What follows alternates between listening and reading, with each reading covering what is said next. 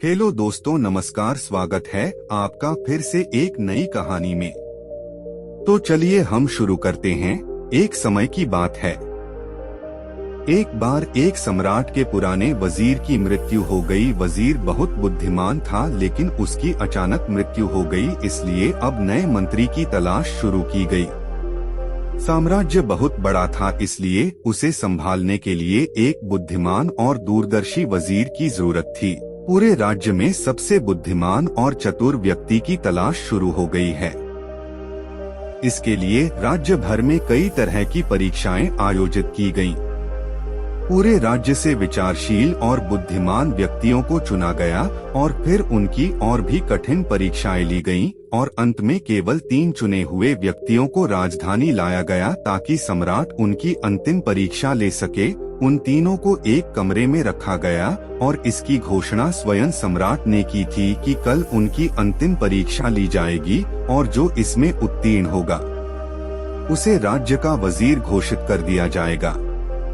परंतु आश्चर्य की बात थी कि शाम होते होते यह बात सारी राजधानी में फैल गई। सम्राट कल कौन सी परीक्षा लेने वाला है? सारे शहर में इसी बात की चर्चा होने लगी। सम्राट एक बहुत ही अजीब परीक्षा लेना चाहता था। कल सुबह उन तीनों को महल के एक बड़े कमरे में बंद कर दिया जाएगा और एक बड़ा ताला लगा दिया जाएगा। उस कमरे का दरवाजा, वह ताला उस राज्य के कारीगरों, गणितज्ञों और इंजीनियरों द्वारा बनाया गया था। उस ताले पर कोई चाबी नहीं थी, केवल कानून पर गणित के कुछ अंक लिखे हुए थे और उन अंकों में कोई पहेली छिपी हुई थी। जो उस पहेली को हल कर लेगा वही उस ताले को खोल पाएगा। धीरे धीरे यह बात उन तीनों तक पहुंच गई कि कल उन तीनों को एक कमरे में बंद कर दिया जाएगा और वहां ताला लगा दिया जाएगा।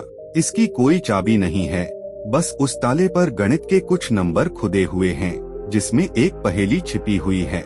उन तीनों में से जो भी उन नंबरों का उपयोग करके पहेली को हल करेगा और सबसे पहले दरवाजा खोलेगा और कमरे से बाहर आ जाएगा, उसे वजीर बना दिया जाएगा। यह सुनते ही 3 में से 2 बाजार की ओर भागे और ताले के बारे में जितनी भी गणित की किताबें मिल सकती थीं वे सब ले आए और उनका अध्ययन करने लगे। लेकिन तीसरी सबसे अजीब थी, वह न तो कहीं गया और न ही कोई किताब लाया और अंधेरा होते ही सो गया। बाकी दोनों ने सोचा कि शायद डर के मारे उन्होंने परीक्षा न देने का निर्णय लिया, या हो सकता है उन्हें विश्वास ही न हो कि जो खबर सामने आई है वह सच है। लेकिन फिर भी उन्होंने कोई मौका छोड़ना ठीक नहीं समझा, क्योंकि यह जीवन में एक बार मिलने वाला मौका था। वे पूरी रात जागकर किताबें पढ़ते रहे, ताला विज्ञान से संबंधित जो भी साहित्य था। जब सुबह हुई तो तीसरा व्यक्ति उठा और उन तीनों को सम्राट के सामने पेश किया गया।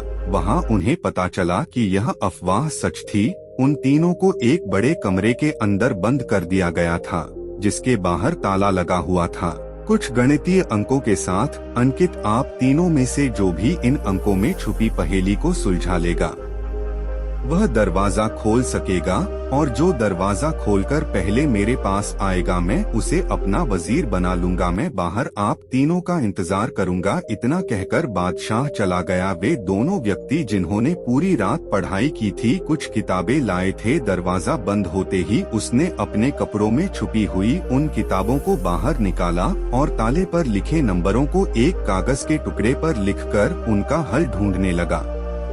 लेकिन तीसरे व्यक्ति ने कुछ नहीं किया। उसने अपनी आंखें बंद कर लीं और कमरे के कोने में चुपचाप बैठ गया। उसे बैठा देखकर वे दोनों हंस पड़े और ताना मारते हुए बोले, क्या तुमने हार मान ली? कुछ करो तो कुछ होगा। उन्हें लगा कि उसने हार मान ली है।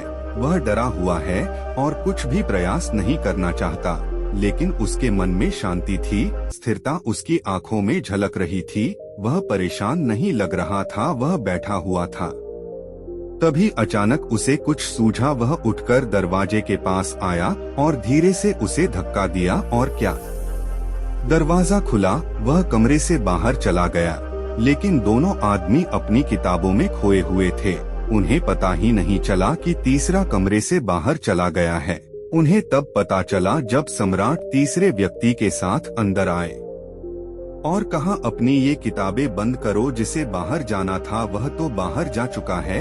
यह देखकर वे दोनों दंग रह गए और पूछा तुम बाहर कैसे निकले? बादशाह ने कहा कि ताला तो बंद नहीं था, क्योंकि बंद ताले तो खोले जा सकते हैं, लेकिन कैसे? क्या तुम वह ताला खोलोगे जो बंद नहीं किया गया है?